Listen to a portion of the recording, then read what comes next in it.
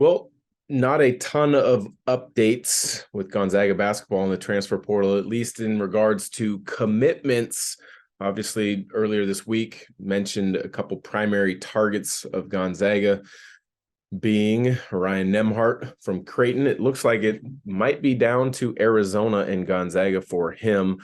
Tommy Lloyd, the head coach Gonzaga, at Arizona, obviously was at Gonzaga for years. He was instrumental in the recruitment of Andrew Nembhard out of high school before he went to Florida, and then in the transfer portal a couple years back where Andrew Nembhard came to Gonzaga from Florida. So I'm thinking it's a two-school race between Arizona and Gonzaga. We'll see how that one plays out. On the other side, Graham Ike, again, I think he would be a tremendous get on the interior because he's a guy that's not being talked about in regards to his production 2 years ago because he missed all of last season. Haven't heard anything new on either of those guys, but one of the other, I don't want to call him a secondary target for Gonzaga because I think he would have been a great addition. Ended up deciding to go somewhere else yesterday, and that would have been Stephen Ashworth, the combo guard, originally from just outside Salt Lake City, has played at Utah State the last couple of years. He had Gonzaga amongst his finalists.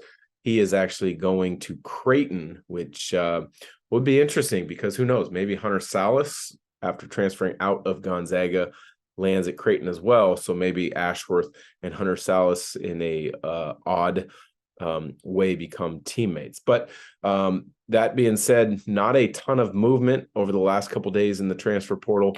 As I look here, as we are recording, there are now over 1,478 players in the transfer portal.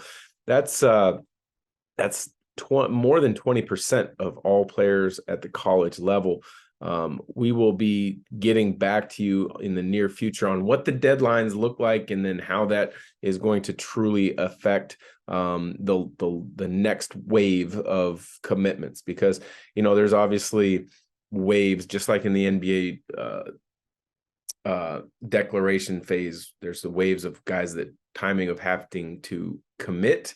Then there's to the draft and or putting your name in the portal. There's deadlines where it has to be done by. And then there's priority targets as far as, hey, schools are going to go after these guys. Once they've committed to schools, then that next wave, that secondary group of players, you're going to see a lot of movement in for schools that didn't get their primary targets.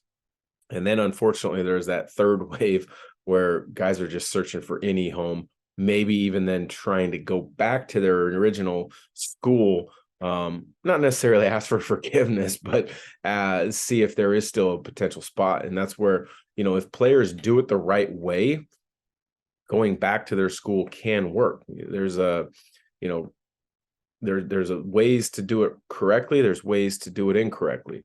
There's a player recently, Gonzaga, transferred out, didn't say anything to a single coach from my understanding of how it worked, which doesn't show a lot for the respect level and the responsibility of how to handle it.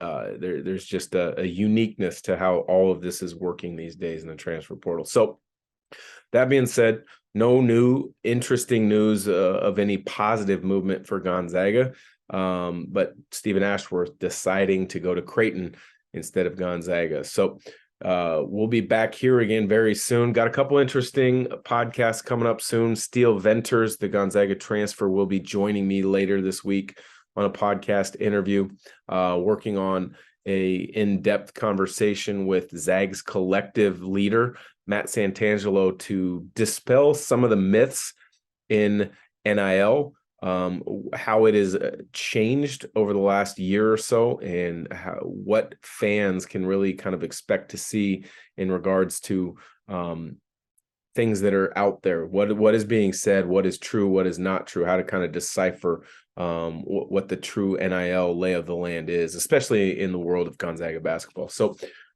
we've got that coming up and much more on Gonzaga Nation SI.